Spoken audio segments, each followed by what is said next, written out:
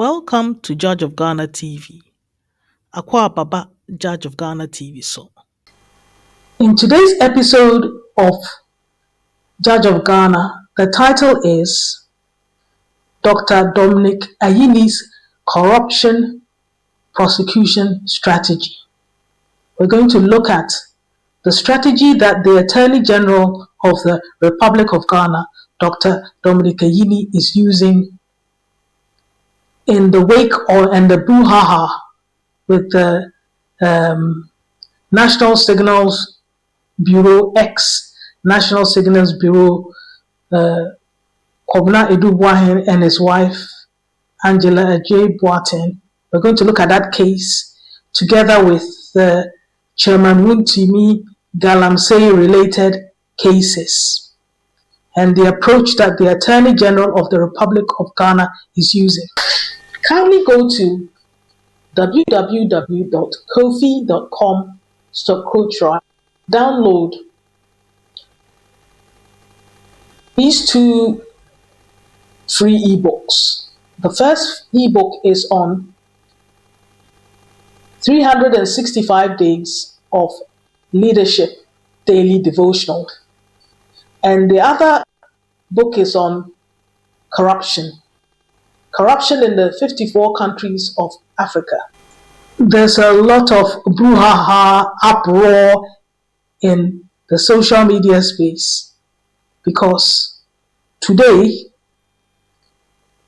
the general manager of the Mining, which is Chairman Wontumi, real name Bernard Entry Buesiakon's mining company, which has been alleged to have been involved in illegal mining, Galamsey.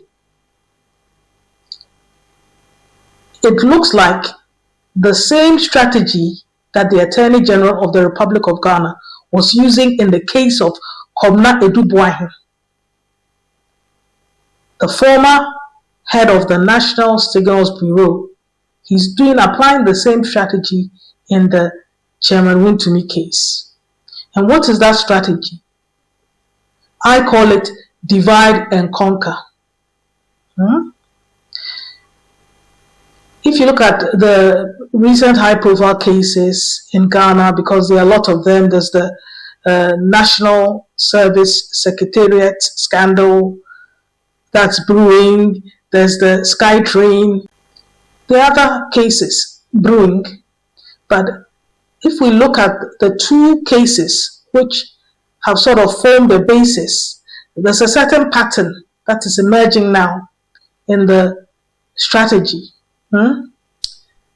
So if you look at the recent high-profile cases, Attorney General Dominic Ayine appears to have been employing a strategic use of statutory powers to turn co-accused individuals into state witnesses. This tactic, which can be seen as a divide and conquer, quote unquote, divide and conquer strategy, aims to secure stronger evidence to convict other, often more high-profile defendants. So what the Attorney General is trying to do is use a lesser co-defendant to testify against a more high-profile defendant, because it is clear the John Mahama NDC government is looking to make examples of these politically exposed alleged criminals from the erstwhile Nana Akufo-Addo, Dr. Bawumia regime. That is the plan. And they just want to make sure they nail it.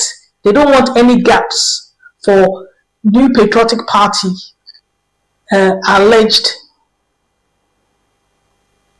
criminals to find a way out. So this is what they're doing.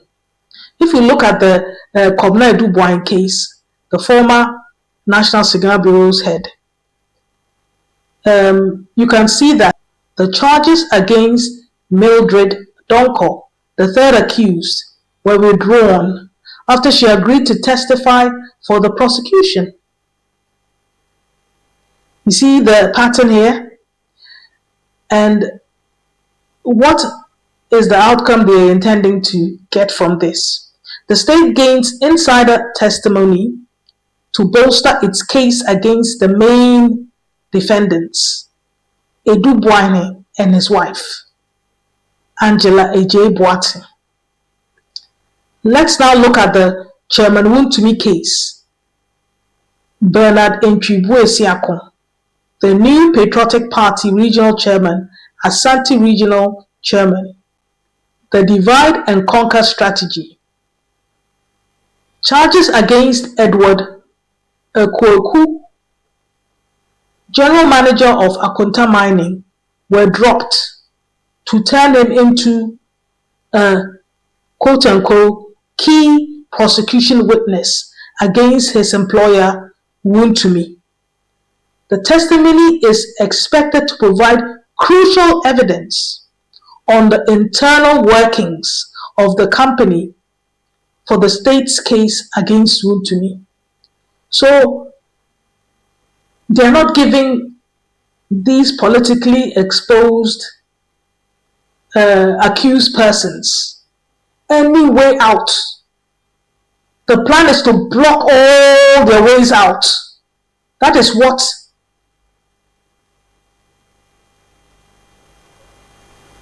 Dr. Dominic Ayine is trying to do. Because a lot of these, because the standard for criminal convictions is far higher than that of civil cases, civil success. So because the bar is higher, if the prosecution, which is the Attorney General's office, does not do a sterling job, the person might be totally guilty on the face of it, but will use a legal loophole to find a way out. They are not giving any chance. So that is why they're doing what they're doing. Let's go deeper into the strategy. Weaving a tighter net with insider testimony. This approach is not merely about reducing the number of accused. It's a calculated move to strengthen the prosecution's hand. Bolstering evidence with insider testimony. In complex financial and environmental crimes, it can be difficult to prove intent and direct responsibility. By offering immunity or dropped charges to a lower level accused, the Attorney General can secure a witness who can explain the inner workings of the alleged scheme and provide direct evidence against the principal accused. This transforms the case from a purely circumstantial one to one with direct accounts. A tool to combat impunity. The strategy can be particularly effective in jurisdictions where prosecuting powerful, politically exposed persons is notoriously difficult. By creating a path for cooperation, it can circumvent the wall of silence or fear that often protects influential figures. So they're trying to strip them bare, strip the accused, the principal accused persons bare. Because when you listen, I want us to listen to the words of Edward Ekwoku, the former general manager who is also accused and has now been given immunity because he's testifying for the state, the Republic of Ghana. So his charges have been laid to rest. These were his words to journalists about why he's going to testify for the Republic of Ghana in the Chairman Wontumi Galamsey related case. Let's listen and watch this. Investigation CID for years now. And for assembly my for a Courtroom, no woman in begin no more Bobby no man. All the evidence is pointing at me. And she decided that I will accept that offer. And no mammy accepting it. I mean, I mean, more beyond would never be anka. Now, one can assist us. Sebi after my day, take care of me with and answer my daddy. The be accepted through. Opia pretty. I want to be more pretty into another statement or choice, a different. With the statement, I'm sure a different. Maybe I can quote the details no because already a matter for trial for the court. But the American said, I want to have some kind of my kind. I just be a pretty. Okay. Eti akwasi maminti we ase. Is it because Attorney General Ebo wu say wa media dance afa na adanse o tia o no obekọ akoda mu nti ehunhu ena ma adekọ di adanse ma Attorney General na there you okay answer na me na me approach Attorney General let me put it on record okay Attorney General na me approach you mo na the beginning no me esa me business me anga no me ko ye LW am me disappointed lawyer na me nam ho edi me nim ye wo mbere mo no enti me ka me ne lawyer for ma ben e kata edi me ya wonim lawyer bia me ne beka se bia I was a people the kind of crash was dance here wo about the kind here and you better take the offer and I say you better effort otherwise you trouble lawyer bia me ne bia ka ha me me sure say one guy who we now and before the comma now with this story I tell you that if what I'm saying is true yeah then I see the benefit it's depending for could tap and you know to me for customer accept the diagram me grandma to take them out in everything na sabe me could deeper but if the book that me try be man na me nya me dance dey ka hotel argument to grab me guy yo 3 years in the machine I didn't know anything woman. Minia, but yes, me wa yiro me yiro won fe pa. Ma hwe ye to kodamwa. Me background wa hwe ya na ja. So the win me make catch me pa je. Did you hear what Edward Akwoku said? He has received so much pressure from the Attorney General, Dominic Ayine. Edward Akwoku has received so much pressure. And basically, hey, everybody wants to save their skin. Nobody wants to go to jail for 15, 20, 25 years because the minimum jail term for these type of crimes is 15 years. And there's already a prophecy floating around by Prophet Roger. It came out a day or two ago, and he said, whatever Wontumi does, he foresees that he has had a revelation from the Most High God that Wontumi will spend no less and no more than 15 years in jail. And it appears that it's going to be a very short case. Because if you listen to the words of Prophet Roger, real name Samuel Henry, Prophet Samuel Henry. Let's take a listen to his words. Take a listen to this. Number 15. Ghana for a umpire man, a jail in 15 years. 15 years. I'm saying it on TV. Yeah, now do for one umpire man, won't me? Now do for a umpire man. Because my own says all over the news. What was this here? I am seeing it. Say actually number 15. Now better TV is say jail won to me 15 years. 20 no more buy. Now otia owura bi na so.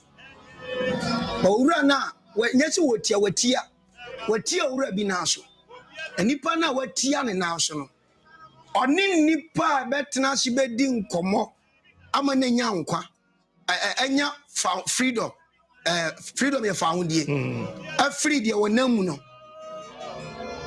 Watia na bonne so.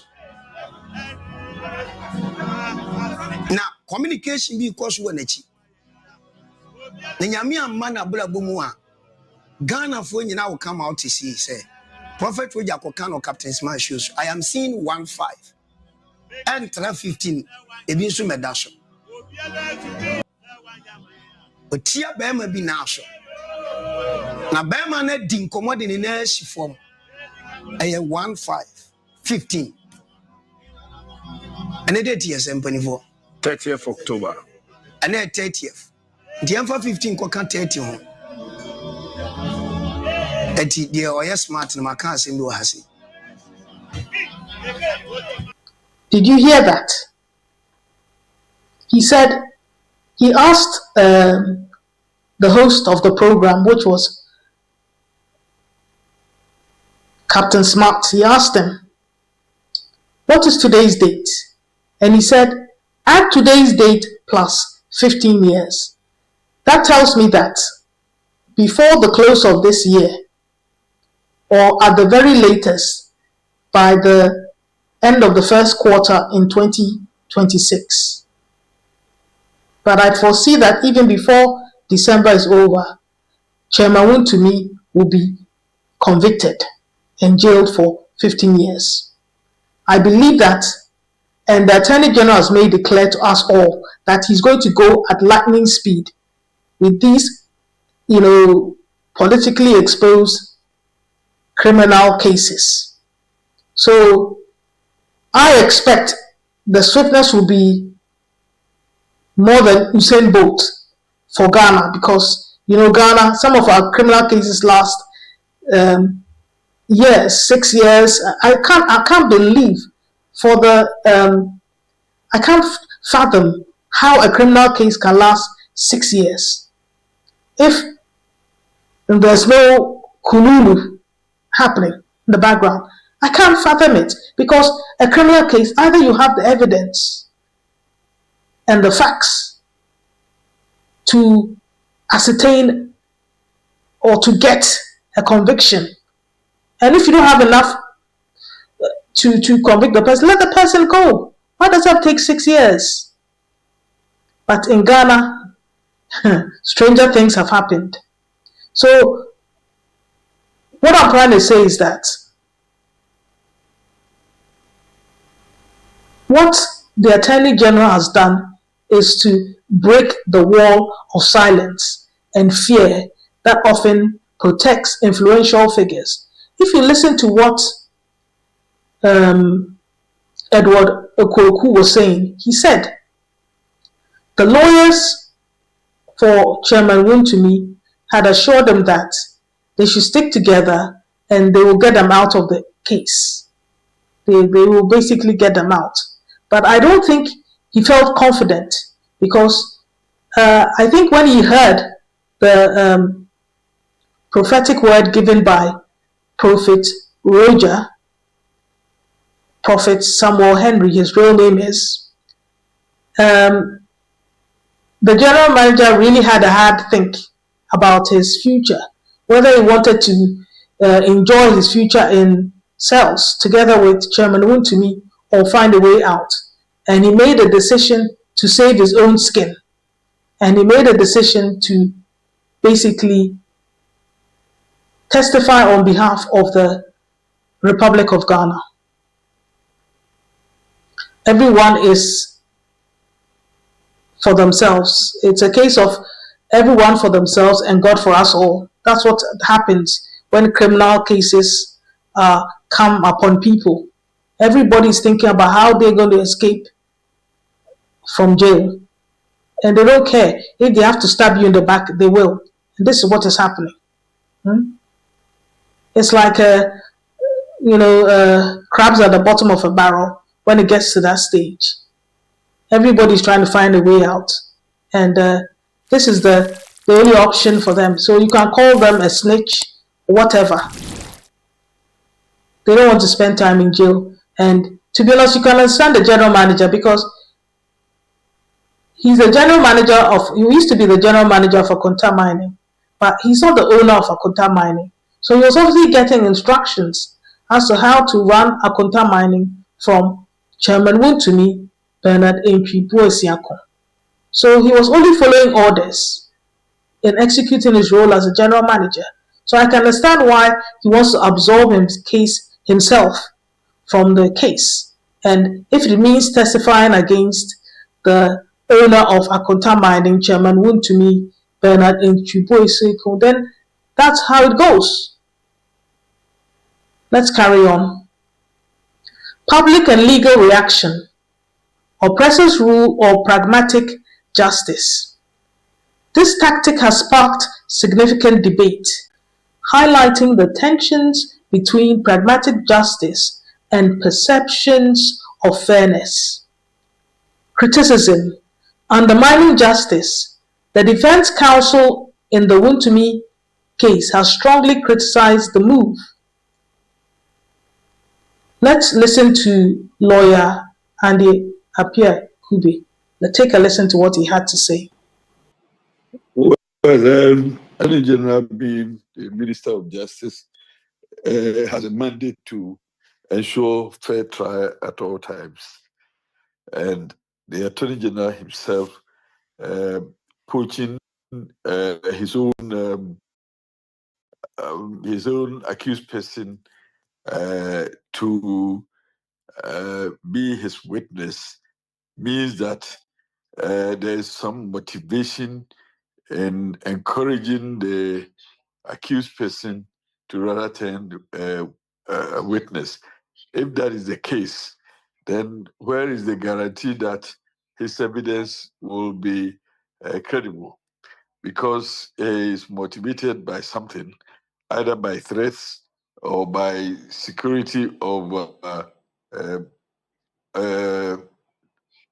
absence of prosecution or pecuniary consideration. Either way, it is an abuse of the system, and the possibility of the witness also bringing out falsehood in his attempt to fulfill the expectations of the Attorney General. These are the concerns we are raising. And in any case, what will be the weight of that evidence when we have punctured his lines of integrity? I mean, but why do you call this development an abuse of the system and the Attorney General poaching witnesses? I mean, is it to say that the fourth accused, the general manager of Accomplices Mining, did not voluntarily agree to be prosecution witness? Was he coerced to do so? I am privy to between the Attorney General and he's a fourth accused person. And it was a back and forth situation with other people also even being engaged to influence him into taking that position. And again, the threat of him going to jail was always laid at him, that if he didn't join the Attorney General as a prosecution witness, he was going to go to jail. That was the threat that was being given to him. And obviously, he was afraid that he wouldn't be able to mount a defense, for which reason he might be convicted and sent to jail. And for that reason, he wants to avoid that and then do the Attorney General's bidding. But it's a very dangerous precedent, because it's an open invitation to accused persons who would have collaborated or abetted or been involved in crime to always run to Attorney General and seek to be his witness whilst giving out evidence that may not necessarily be wholesome. I see, but well, we're not privy to the said conversation that you say you are privy to between the Attorney General and the fourth accused now, who is not agreed to be prosecution witness. But even beyond that, is the Attorney General not allowed to employ all legally allowable strategies to, as it were, get to confirm and to prove beyond reasonable doubt the accusations against your client, and that including getting accused persons to be prosecution witnesses? Is that not legally allowed? What has he done wrong? I mean, because I read Act 30, and that's quite clear, is it not? Yeah, it is true that under the Act 30, there is that dispensation available to the Attorney General. But again, we have also superior case law that suggests that the evidence of such a witness is not binding on other accused persons. There's also case law to suggest that. So when we get to that position, we'll prefer all such case law in protest against the use of the accused person, and also make the courts also aware of the value of any such evidence. Essentially, lawyer Andy Appiah Kubi questioned the Attorney General's reliance on a former accused person, suggesting it shows a lack of solid evidence and amounts to an oppressor's rule intended to undermine justice. That is his opinion. The perception of selective justice. This specific tactic feeds into a broader criticism of Ayine's tenure. Critics point out that his office has aggressively pursued cases against figures from the opposition New Patriotic Party, while dropping several high-profile cases involving officials from the ruling National Democratic Congress, creating a perception of politically motivated selective justice. The likelihood of success, a high-risk, high-reward gambit. The ultimate success of this witness-flipping strategy hinges on several factors. Potential for success. If the turned witnesses provide credible, damning testimony that holds up under cross-examination, it would lead to convictions that are otherwise hard to secure. It is an established prosecutorial method used globally in complex, organized crime and corruption cases. Significant risks. The strategy is not foolproof. The credibility of a witness who has received a benefit from the prosecution can be easily attacked in courts.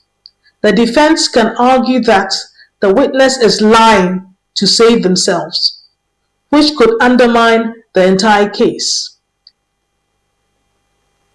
Furthermore, if the public perceives the process as politically motivated, even a convict may be viewed as illegitimate, undermining the fight against corruption. This approach demonstrates a pragmatic, albeit controversial, effort to secure convictions in high-stakes cases. Its success will ultimately be determined by the courts and the court of public opinion. I hope this analysis provides the clarity you are seeking. So I just want to end the episode here.